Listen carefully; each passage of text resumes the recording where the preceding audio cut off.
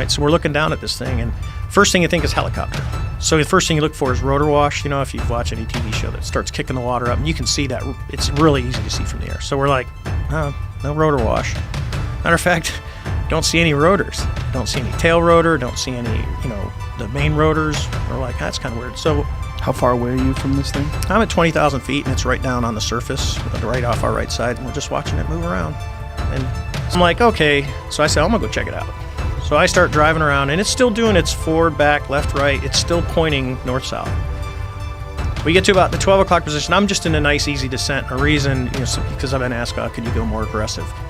You can, but when you're out over water, the water looks the same at 20,000 feet as it does at 2,000 feet.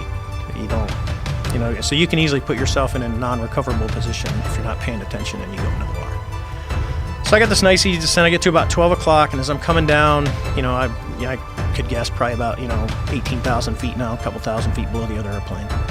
The tic-tac just kind of rapidly goes boop and turns, so now it's kind of pointing east-west, and now it mirrors us. So it's above the surface. We're up high, we're coming down, it starts coming up. I'm like, well, this is getting interesting.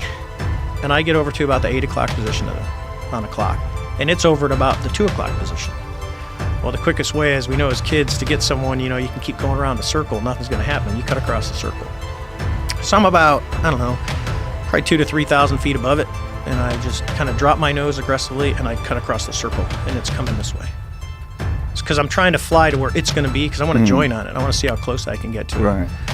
And as I'm pulling up, it's kind of starting to cross my nose, and it starts to accelerate, and within about less than a second, as I start to pull nose onto it and it crosses right in front of me, it just goes poof, and it's gone.